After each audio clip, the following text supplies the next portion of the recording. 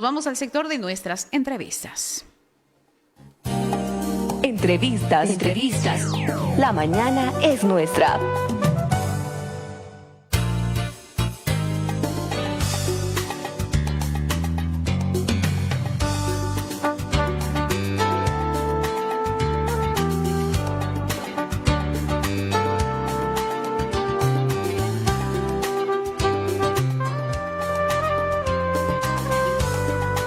Y bueno, en el sector de nuestras entrevistas, el día de hoy estamos con invitados especiales a quienes vamos a darles la cordial bienvenida, por supuesto, al programa La Mañana es Nuestra. Saludamos a la doctora Alejandra Daza Valverde. Bueno, en general tenemos dos invitados. Vamos a estar hablando del tema de violencia de género, la ley 348 y la salud emocional. Así que le damos la cordial bienvenida a la doctora Alejandra Daza Valverde. Muy buenos días, doctora. Un gusto saludarle y tenerlo en el programa. Muy buenos días. Me siento muy dichosa de estar esta mañana con ámbitos jurídicos y psicológicos para toda la población cochabambina, para absolver dudas sobre este tema legal tan sonado como es la ley 348. También saludar a la Universidad Mayor de San Simón, a mis estudiantes, también agradecer por la invitación a esta casa informativa que llega a todo lugar, a toda Bolivia, a través de todas las redes sociales, ¿no? Hoy vamos a hablar de la ley 348, ley integral que garantiza a las mujeres una vida libre de violencia. Si bien nosotros tenemos lo que es la Constitución Política del Estado, norma suprema en toda Bolivia, se aplica la ley 348 de manera excepcional y especial para proteger a las mujeres. Y es una ley que el objetivo está muy bien elaborado porque sabemos que muchas mujeres sufren violencia de todo tipo. El problema está que cuando una palabra como es la violencia tiene muchas acepciones, lastimosamente desconfigura el objetivo esencial. Por ello es que lastimosamente, y muchos lo han hablado hasta en redes sociales de manera jurídica, que la ley 348 llegaría a entrar a un sistema anticonstitucional, porque se violenta el debido proceso, lo que tiene la característica fundamental el Código Penal y Procesal Penal, que es la objetividad. Es decir, que en su aplicación del mismo debido proceso, que debería ser una garantía constitucional que deba respaldarse en todo tipo de procesos, pues no se llega a cabalidad, ya que con simple declaración, lastimosamente al hombre lo condenan con un simple informe psicológico.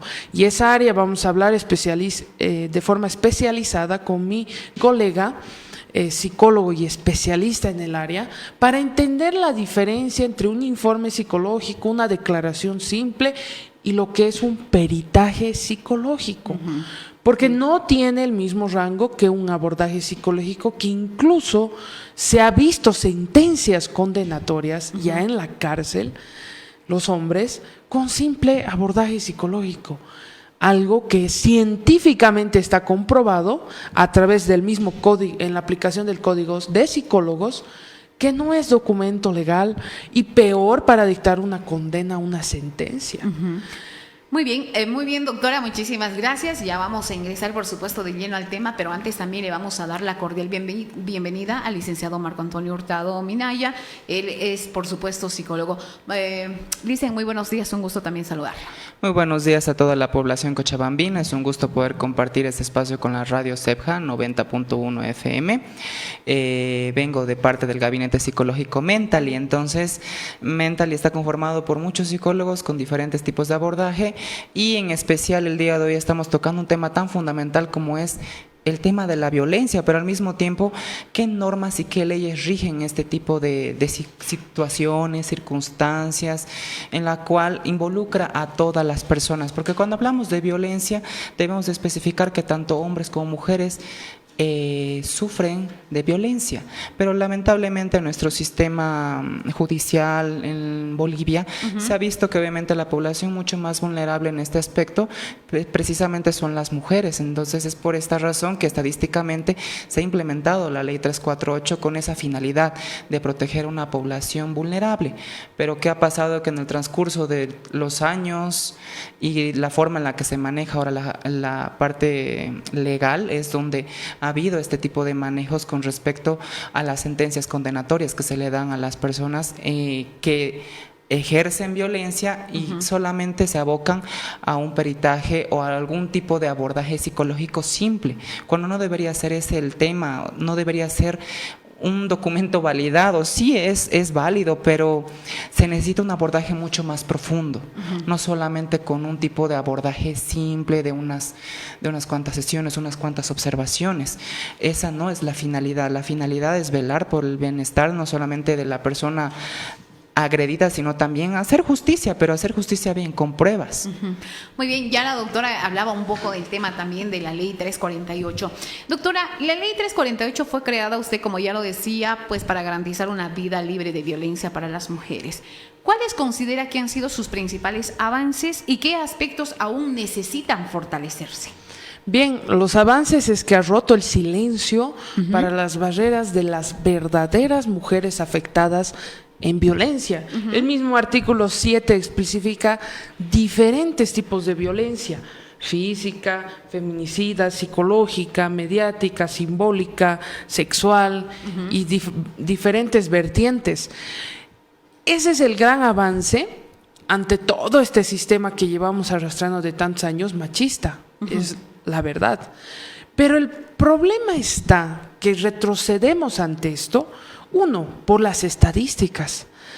Dios mío, antes de haber sido creada esta ley, había 10 feminicidios o muertes de mujeres en Bolivia anualmente.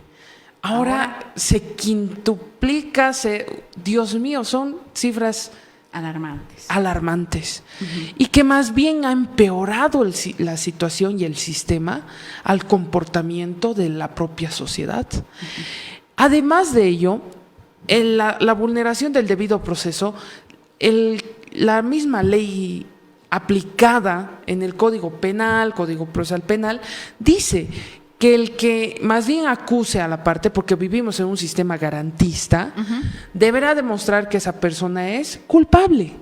Pero esta ley es al revés, deja de ser garantista y se vuelve inquisitiva.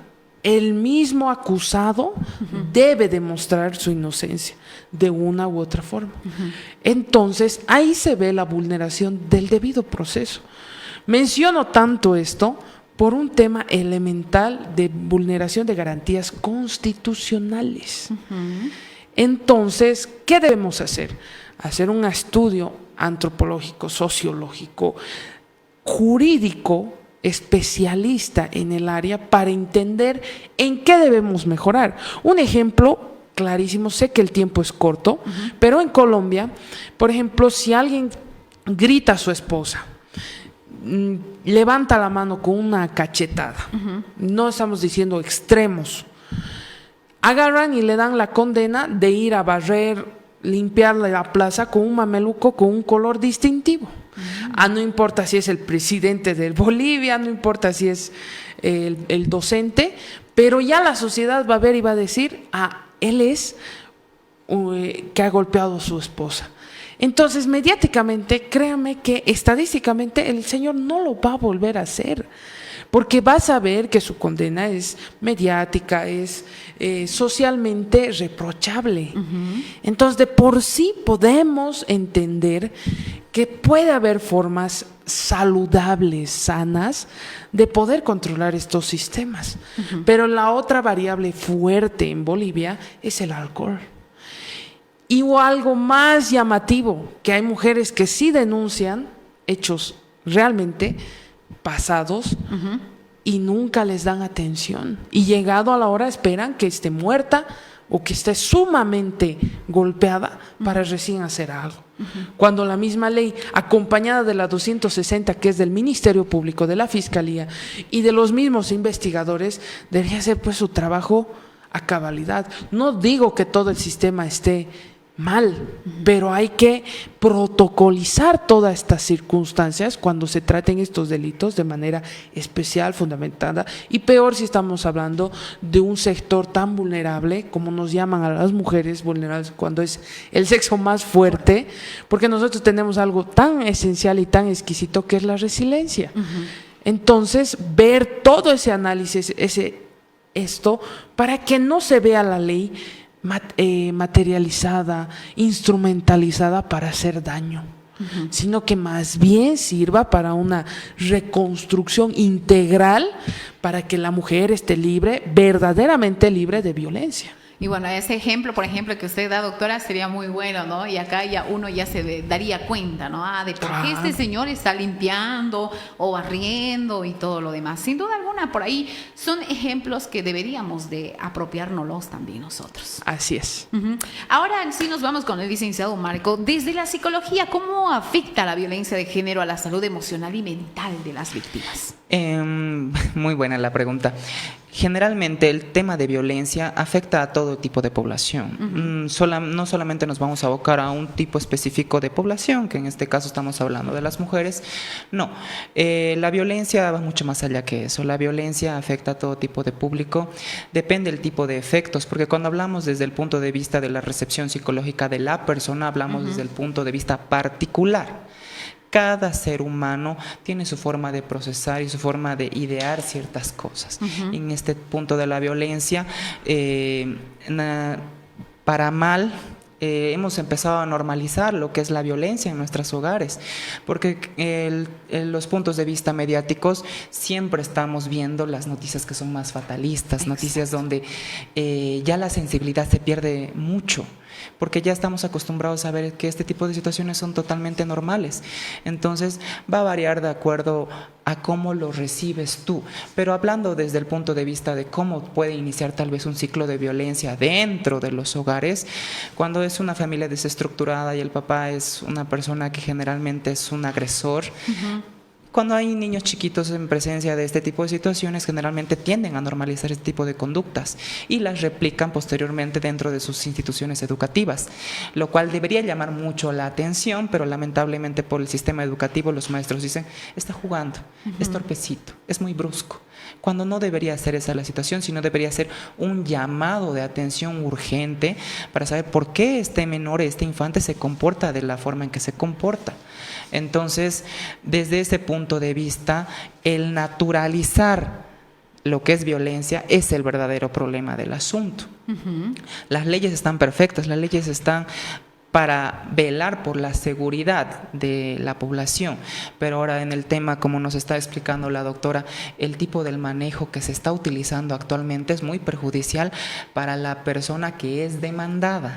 Entonces, la doctora bien lo decía, el acusado debe demostrar su inocencia. Entonces, ¿cómo lo haces cuando, por ejemplo, en un caso hipotético, en este caso vamos a poner de ejemplo, una mujer ha sido violentada y ha pasado un transcurso de tiempo considerable y no puedes demostrar algún tipo de daño físico por medio de un peritaje médico porque los restos de violencia ya han pasado? Entonces, ¿cómo vamos? Ahí es donde entra el punto de vista de abordaje peritaje psicológico. Debe ser idóneo, debe ser con responsabilidad, debe ser un grado de experticia que pueda decir, sí, esta mujer ha sido violentada, porque ¿qué hemos observado dentro de nuestros sistemas judiciales? Falsas denuncias, el tema de brindo el informe que me han remitido de tal profesional y lo toman como validado, cuando debería ser, el informe psicológico no está mal, la idea es que debe especificarse de que en el informe se necesita un abordaje más profundo porque no es tu competencia. Eso quiero dejar en claro para todos los colegas de allá afuera.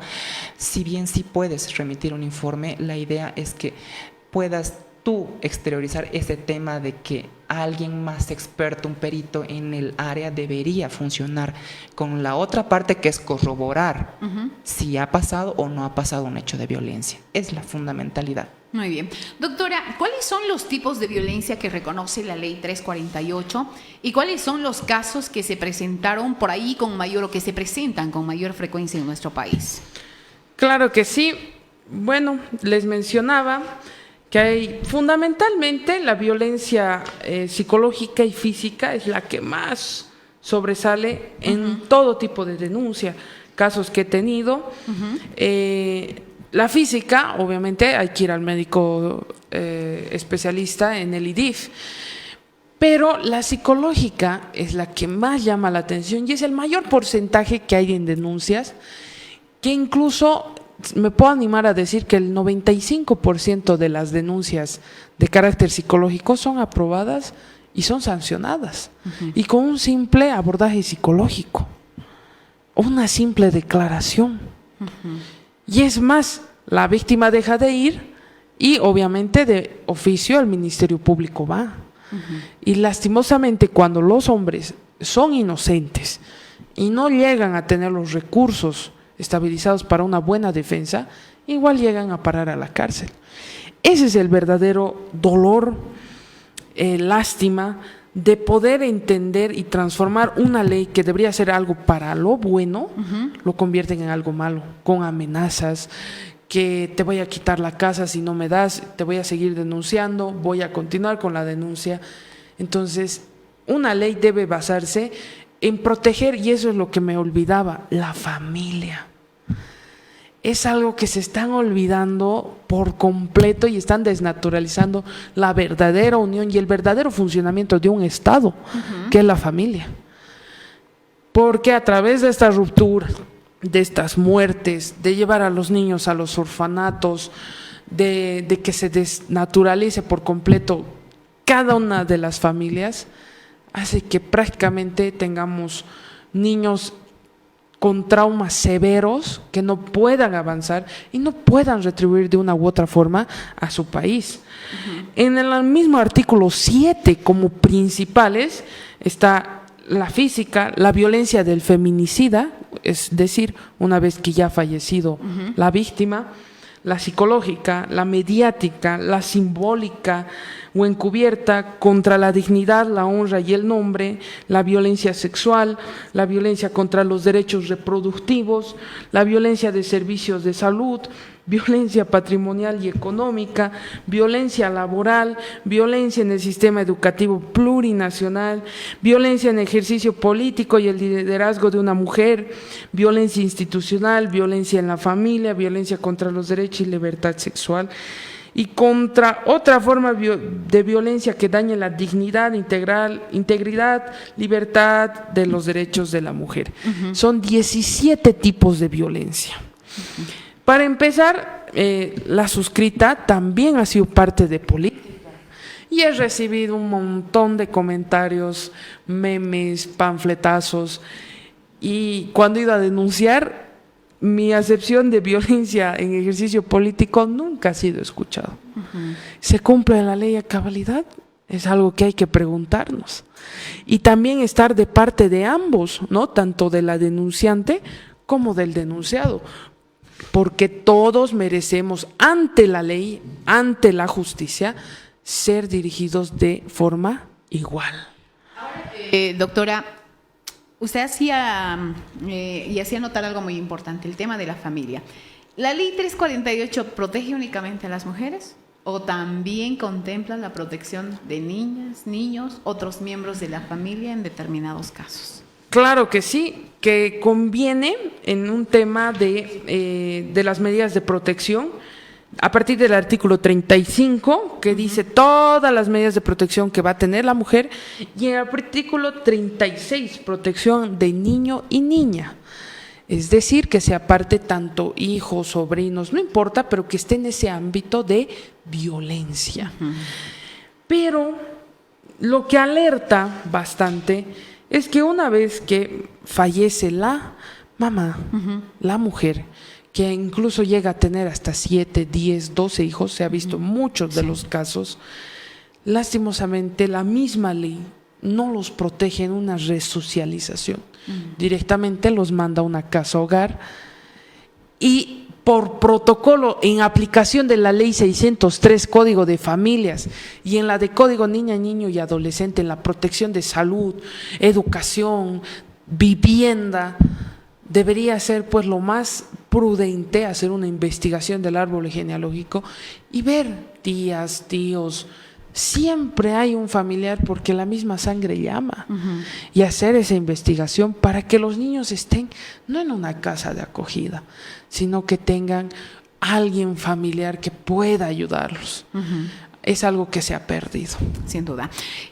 Vamos con el licenciado. ¿Por qué dicen qué señales psicológicas o cambios de comportamiento pueden indicar que una persona está viviendo una situación de violencia?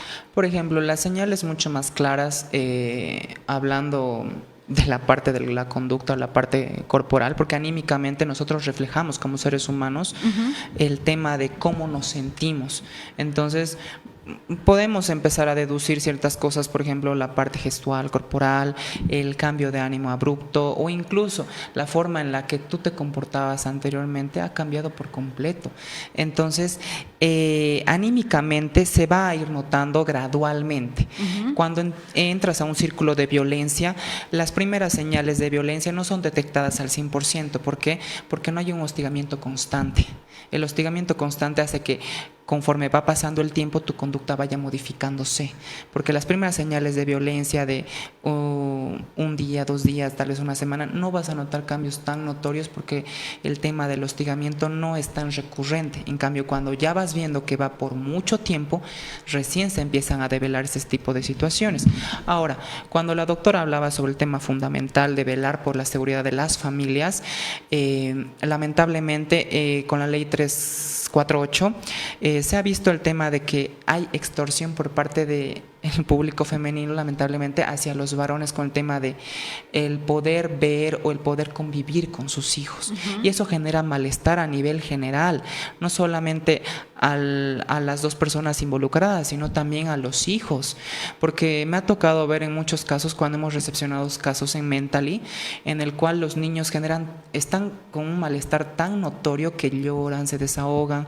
En una oportunidad he tenido un niño que ha llorado por más de media hora porque no quería convivir con su mamá, por el tema de que es que mi mamá me dice esto de mi papá y a mí no me gusta, y yo convivo unos 2-3 días con él y no es así, ya me tiene mal, no quiero decir cómo es mi papá en realidad porque si no algo va a pasar con mi mamá. O sea, como que hay un cierto tipo de amenaza en ese sentido y no está bien, porque la ley debería servir para proteger, más no para funcionar de una manera transgresora, porque eso es lo que he visto en muchas ocasiones, niños que están con un malestar tan constante, no solo por la mamá tal vez que es una hostigadora en este tema, sino también por el papá que es violento, que sí me ha tocado escuchar a niños o adolescentes diciendo: mi papá es así, mi papá toma mucho, bebe mucho, ya no quiero que esté con mi mamá, y la mamá sigue en ese círculo de violencia. Entonces, salir de un círculo de violencia es un paso que difícilmente todas las personas dan. O sea, tiene que transcurrir un tiempo de poderte darte cuenta de qué está bien, de qué está mal, y generalmente las personas no lo toman de esa forma, lo toman mucho tiempo después con unas consecuencias que después ya son irreparables. En todo caso, pues en estas situaciones de violencia, pues tanto la doctora como tú, Licen, mencionan de que pues muchas veces, el denunciado es el que sufre también por una parte. O sea, claro. Lo que se tendría que ver es en realidad el trabajo en equipo, ¿no? O sea, investigar tanto al hombre como a la mujer. Así y también a los niños, ¿no? Para que de esta manera realmente se llegue al punto boom de, digamos, del haya problema. Una veracidad de todo. Exacto, ¿no? Ahora ahí, doctora, hay casos, no vamos a negar de que sí hay hombres que son bastante agresivos y todo lo demás. Pero ahora, por ejemplo, ¿qué debe de hacer una mujer que decide denunciar una situación de violencia? ¿Cuál es el procedimiento legal y qué instituciones pueden también abrirle, o brindarle apoyo? Empezamos por el protocolo dado. La denuncia debe realizarse a través del Ministerio Público, de la Policía, de la FELCB, que es especializada en violencia, y también en las EPIs, tanto norte o sur. Entonces te aproximas con tu carnet de identidad y realizas la denuncia de manera verbal, si es que no tienes un abogado. Claro que sí. Y el segundo es de manera escrita, ya oficializada con un abogado de cabecera, en la cual presenta la denuncia formal con las pruebas ya esenciales del proceso, del hecho, demostrando que esa persona es culpable y que también tiene la relación sentimental, porque eso se caracteriza la ley 348. Más allá de las vertientes que hemos tenido generales para la mujer, demostrar que tiene relación, que ha sufrido bastante violencia o en un solo caso, y si es de carácter físico, irá pues al IDIF para hacerse un examen médico forense para determinar cuántos días tiene que emiten el certificado, y también ver todo el recorrido del camino del delito que se ha realizado, ¿no? Que es un iter criminis. Entonces, posterior a ello, con el croquis de la vivienda donde vive la víctima, donde vive el victimario,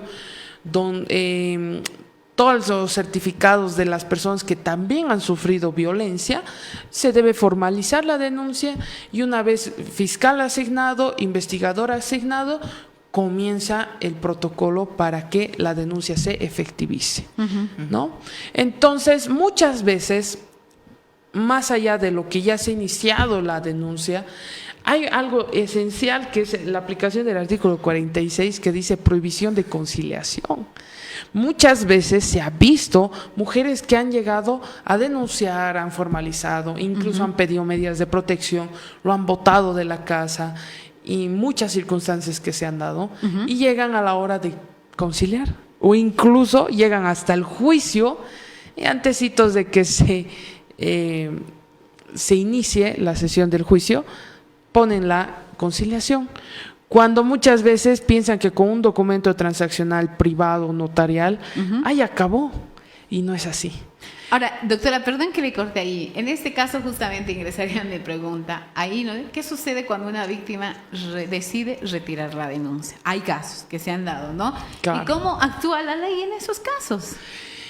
Como le decía, de por sí, si desaparece la víctima y no deja una constancia de que ha dejado ya de la persecución a la otra parte, el Ministerio Público sigue de oficio, por si acaso, alerta a los hombres, porque sigue de oficio y lo pueden llegar a condenar sin necesidad que la víctima esté en el juicio, por el principio de revictimización. Segundo, cuando se concilia, igual siguen las medidas de protección, es decir, que cuando tienen igual vínculos de hijos, ver la forma, de una u otra forma, de que puedan compartir los hijos en visitas. Y ahí también entra el conflicto de la materia en familia. Es terrible, porque si bien las medidas de protección dicen no acercarse a los lugares a 120 metros, dependiendo si es más específico, y la gravedad del hecho, porque la misma ley, artículo 46 será pues aplicable para delitos gravísimos, es decir, imagínense con 50, 100 días de impedimento, con fractura de cráneo, fractura de costillas, ya es otro escenario donde eso sí no se puede llegar a conciliar, o intento de feminicidio, que se ha demostrado que él estaba por matar y algo en el exterior ha pasado que ha cortado. Entonces, estos hechos de conciliación serán pues para el delito menos gravoso.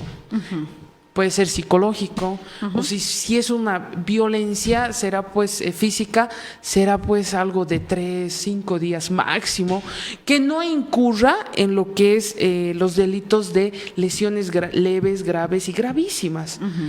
Ahora, otra cosa que nadie ha estado viendo es que existe un delito en el Código Penal que es la homicidio por emoción violenta, y que automáticamente lo caracterizan como feminicidio. son circunstancias y psicología diferentemente aplicada, y eso lo va a explicar mi colega, que no tiene nada que ver, que no tendría que caracterizarse como feminicidio, pero ya violenta de manera hasta la ley y la propia Constitución, la ley 348 en su aplicación. Es decir, hay la mujer muerta, ya, por ende es feminicidio.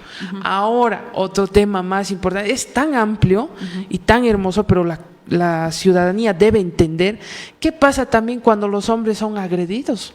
Hay mujeres que han matado a hombres, hay mujeres que golpean. Entonces, ¿qué hay con ellos? He tenido casos también donde mis clientes hemos ido a denunciar y queda prácticamente en nada. Es una pena y hay que modular mucho esto para que exista una verdadera igualdad y protección a ambos sexos. Ahí la ley entonces tendría que ser para ambos, no Claro. solamente para uno, ¿no? Sí. Ahora dicen, ¿por qué muchas víctimas permanecen en una relación violenta y cuáles son los factores emocionales que influyen en esta decisión? Acá vamos en tanto hombres como mujeres porque se han dado casos de ambas partes. Sí, generalmente cuando una persona no puede salir de un entorno de círculo de violencia, estamos hablando de una relación sentimental, hay que analizar el tipo de vinculación que existe entre ambas personas. Por lo general, cuando no puede haber este corte de lazo por parte de los dos, sabiendo que estamos dentro de un círculo de violencia, lo que se ha visto por lo general es que se ha dado una relación codependiente, es decir, no puedes estar sin la otra persona, a pesar de saber los defectos más grandes de esta persona, algo como que te orilla a decir, es que puede cambiar, es que lo ha hecho esta vez y ya no lo va a volver a hacer. Entonces, la relación codependiente se establece justamente con vínculos emocionales muy fuertes, no solamente por el sentimiento, es tal vez por la vivencia, porque por lo general cuando he tocado este tipo de casos y también mis colegas en Mentally, los pacientes dicen, es que esta persona ha estado siempre ahí, ha estado en mis peores momentos, ha estado en mi primera, no sé, tal vez graduación, lo que fuere. Entonces, ahí solamente con ese tipo de discurso está idealizando a la persona, pero no solamente una idealización, sino también al momento de la vivencia, es decir, pesa más ese momento que los malos momentos. Entonces ahí se ve el tipo de relación codependiente y vamos viendo este juego de estira y afloja, de que te dejo y luego volvemos, de que terminamos y a los 2 meses nos reconciliamos. Entonces ese es un tipo de relación generalmente que lo catalogamos popularmente como tóxico porque no lo podemos dejar. Y ahí es donde entra también el ciclo de violencia, que sabiendo que es un ambiente nocivo para ti, te quedas porque pesa más en la otra parte. Así es. Doctora, en su experiencia, ¿cuáles son los principales obstáculos que enfrentan las víctimas para acceder a la justicia y obtener protección, tanto en hombres como mujeres? Bien, al entrar a este punto hay 2 cosas que tengo que recalcar. Cuando hay mujeres en violencia mayores de edad, lastimosamente no son escuchadas, para empezar, y es algo que nadie habla. Son casos que yo he tenido como abogada en todo el recorrido en materia penal. Créanme, he llegado muchas veces con la denuncia formal, con todos los requisitos, y me decían, no, váyase en aplicación de la ley 369, adulto mayor, váyase a la Epinorte o a la Episud, al que le quede más cerca, y es más, entra en una revictimización, es que es algo de locos, de no creer, que tengo que sentarme con el victimario a conciliar. Pero esa persona está victimando a mi persona y es peor, es una mujer de tercera edad. No se puede creer. En un caso es eso. En lo otro, en que si no hay pompos y sonajas, es decir, llamar a diferentes sectores de mujeres que ayudan a otras mujeres con violencia, solo en ciertas circunstancias, porque si fuera para la población, como ellas indican, sería pues para todos los casos. ¿O por qué selectivizan? ¿Hay alguna característica fundamental de no poder auxiliar a todas? Bueno, es un detalle que yo lo dejo a la población, pero si no es con pompos y sonajas, no escucha. Es más, va a haber casos donde todos podemos entrar a la página del Tribunal Supremo de Justicia, donde hay sentencias que han sido de denuncias, no sé, hoy lo denunciamos y en un mes ya sale la sentencia. Y en otros que denunciamos hoy y de aquí a 7, 10 años recién está la sentencia, o es más, sale absolutoria. Entonces, ¿qué está pasando? Sí es casi el mismo parámetro, porque sí o sí de que hay violencia, pero habrá que ver la mejor forma de aplicar y no saturar a la justicia. Y es lo peor, van tanto para el hombre que va a declarar a la primera citación, y me ha pasado con mis clientes, los fiscales te dicen, váyase abreviado. Y tú eres como que, ¿para qué he estudiado? Y segundo, mi cliente es inocente. Se entiende que hay esa división y quiero que entienda toda la población cochabambina que la 348 sí está elaborada de la mejor forma. El objetivo está bien, pero el problema está en las interpretaciones y la aplicación. Y que se debe hacer justicia y en lo correcto. Y lo habla una mujer de una ley para mujeres. ¿Me entienden? El debido proceso debe realizarse y no debe ser extorsivo. Porque usted ha debido ver, y muchos van a poder ver, en TikTok, en todas las redes sociales, hay muchos hombres llorando.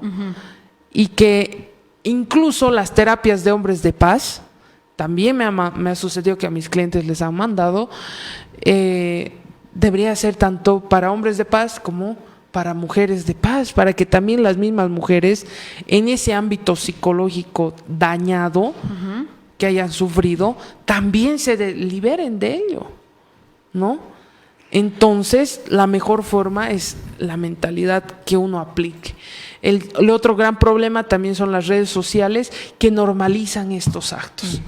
Eso del tóxico, tóxica, por Dios, es malo y fin de la historia.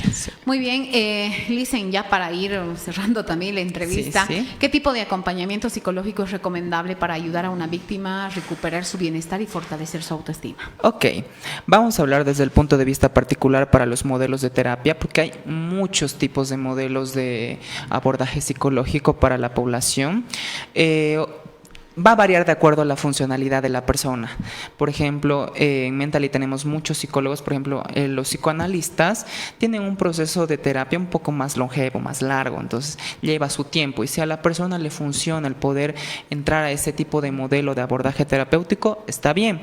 Por lo general, los resultados que se han visto un poco más efectivos, que son a corto y mediano plazo, es la terapia cognitivo-conductual, donde trabajas con herramientas, con dinámica, con un tipo de trabajo dual por parte no solamente de tu terapeuta, sino también del paciente. Entonces, hace que se vean logros muchos más efectivos, pero va a variar de acuerdo al tipo de abordaje que tú tengas y al tipo de recepción que tenga tu paciente. Entonces, no es un parámetro lineal, simplemente es de acuerdo a la adaptación de cómo se da. Realmente es bien apasionante hablar de estas cosas, ¿no? En un programa, una semana, yo creo que no terminaríamos de hablar. Así que, doctora, para cerrar y agradecerle también por su presencia, para finalizar, ¿qué mensaje le gustaría compartir, por supuesto, con las personas que nos van escuchando y que están atravesando también una situación de violencia, y con la población en general, ¿no?, para construir una sociedad libre de violencia de género? Claro que sí. Para los hombres también existe en la misma ley, el último artículo 100, denuncia o acusación falsa.